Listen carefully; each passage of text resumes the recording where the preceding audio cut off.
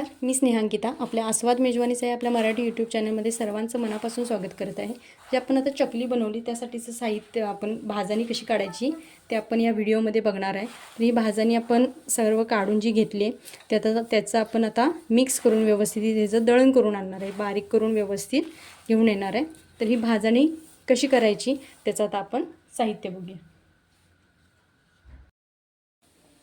इथे आपण 1 किलोच्या चकलीच्या भाजणीच्या प्रमाणामध्ये आपण त्याचं साहित्य बघतोय। तर सगळ्यात आधी आपण हे तांदूळ घेतलेत। हे तांदूळ 1 किलो तांदूळ आहे। हा रेशनचा तांदूळ आहे।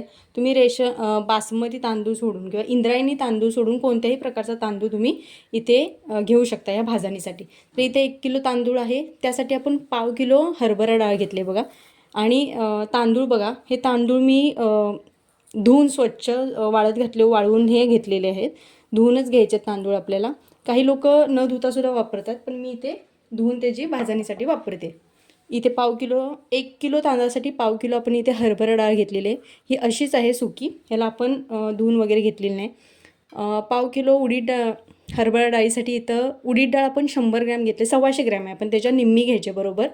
हरभरा डाळीच्या निम्मी डाळ उडीद डाळीचे, त्याच्या निम्मी आपण इथं तूर डाळ घेतलेली आहे। इथं पाहू शकता तुम्ही एक 50 ते 55 60 ग्रॅम तुम्ही घेतले, 60 ग्रॅमपर्यंत घेतली तरी चालू शकते। मुगाची डाळ पण आपण तुरीच्या डाळीच्या प्रमाणातच घेतलेली आहे। इथे ही पण 50 ते 60 ग्रॅम आहे।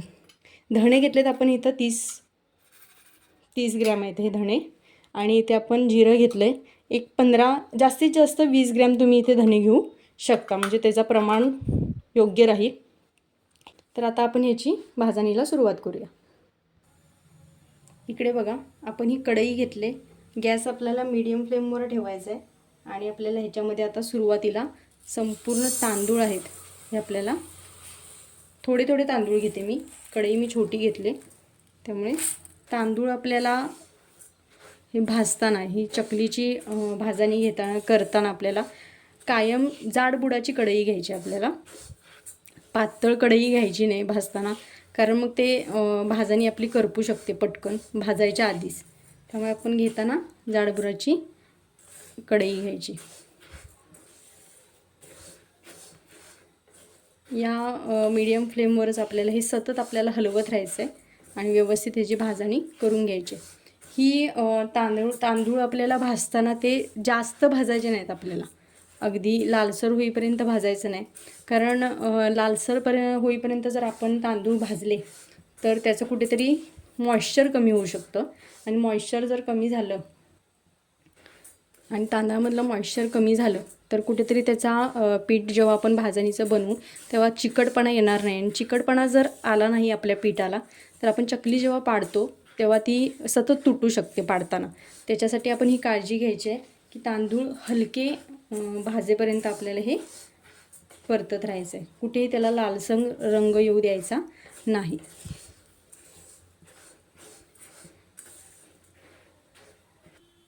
भाजणी करताना आपल्याला कुठेही ते कच्चटपणासुद्धा राहू द्यायचं नाही आपल्याला। त्याला जसं ते जास्त भाजायचं नाही तसं ते कमीसुद्धा भाजायचे नाहीत।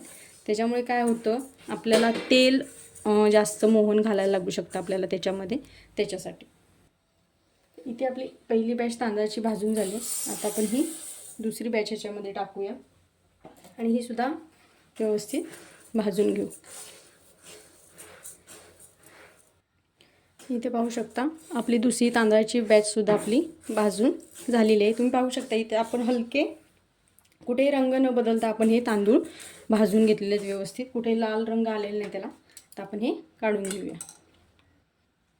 तांदळानंतर आता आपण इथे हरभरा डाळ घेतोय। हरभरा डाळसुद्धा आपल्याला मीडियम गॅसवरच भाजायची आहे।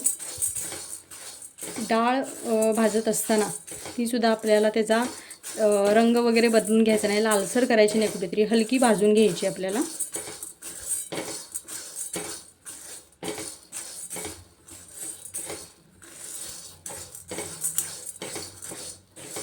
गॅस कुठेही वाढवायचा नाही, नाहीतर पटकन डाळ करपू शकते, तेवढ्यासाठी। इथे पाहू शकता डाळ मी कलर त्याचा न बदलता फक्त कडक होईपर्यंत अशी भाजलेली आहे। आता आपण ह्याला काढून घेऊया। ही डाळ आपली भाजून तयार आहे। आता बघा आपल्याला उडीद डाळ भाजायची आहे आणि उडीद डाळ भाजत असताना फ्लेम आपली मीडियम पण ठेवायची नाही, आपण लो फ्लेमवर गॅस आणायचा आणि त्याच्यात आपल्याला ही भाजायची आहे, कारण डाळ हलकी असते ही उडीद डाळ, पटकन भाजते आणि त्याच्यामुळे ते मीडियम फ्लेम असेल तर ती पटकन करपू शकते. त्याच्यासाठी आपण लो फ्लेम करायची आणि त्याच्यावर आपल्याला हे भाजून घ्यायचे. या डाळीने चिकटपणा येतो. जशी आपण हरभरा डाळ भाजून घेतली तशीच आपल्याला ही मूग डाळ आपली उडीद डाळ भाजून घ्यायची. होते रंग त्याचा बदलू द्यायचा नाही, फक्त थोडीशी कडक होईपर्यंत आपल्याला ही भाजायची. इथे बघू शकता आपली उडदाची डाळसुद्धा भाजून तयार आहे. रंग जशी उडीद डाळ भाजली त्याच पद्धतीने आपल्याला ही मुगाची डाळसुद्धा भाजून घ्यायची. अगदी लो फ्लेमवर, अगदी तशीच. साधारण आपल्याला फक्त कडक करायची आहे ती.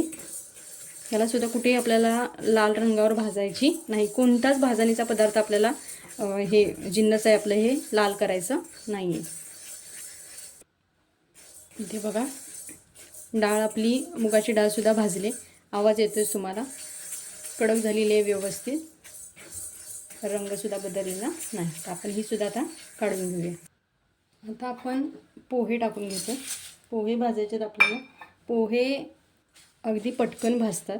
फ्लेम आपल्याला तशीच ठेवायचे, जास्त मोठी करायची नाही, कारण हा अगदी हलका पोहे असतात, ते पटकन करपतातच. त्यामुळे नुसते आपल्याला हे कडक करायचे आहेत. बघा ते भाजलेले आपल्याला लगेच समजतात, ते वाकडे होत जातील.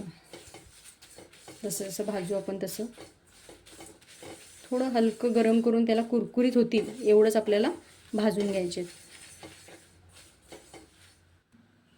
पोहे बघा आपले छान कुरकुरीत, बघा आवाज येतोय, असे कुरकुरीत झाले, चांगले भाजले गेलेले आहेत.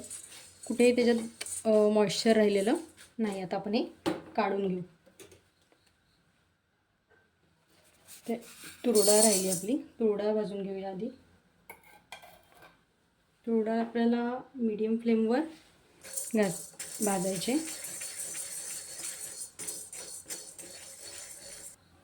तुम्ही पाहू शकता तुरडाळसुद्धा आपली नीट भाजली गेलेली आहे. आता आपण ह्याला काढून घेऊ ह्यालासुद्धा. आता येतो तो मेन पार्ट आपला, धणे.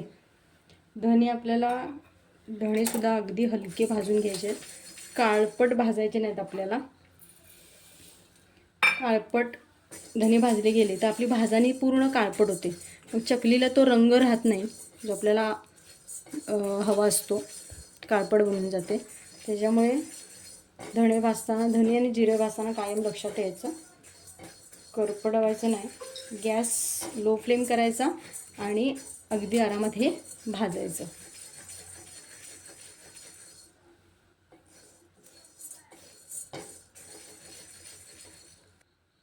धणे भाजायला लागले की थोडासा कडकड कडकड आवाज येईल आपल्याला. बघा जसं आपण तीळ वगैरे भाजतो ना त्या पद्धतीने तसा आवाज यायला लागला की समजायचं आपले तीळ भाजलेत आणि आपण लगेच ते काढून घ्यायचे.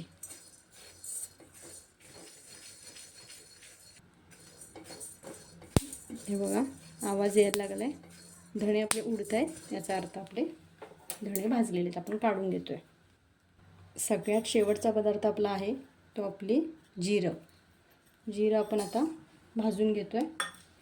जिरंसुद्धा अगदी लो फ्लेमवर, नाही तर लगेच कढई जर तापली असेल तर अगदी जिरं हलकं असतं, नाजूक असतं, भाजायला पटकन काळं होऊन जाणार.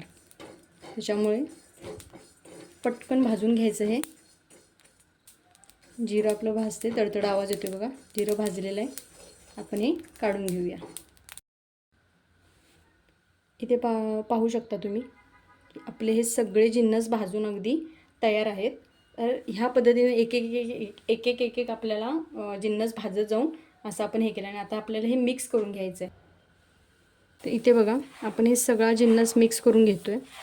थोडंसं गरम आहे, हे सांभाळून जरा मिक्स करून घ्या.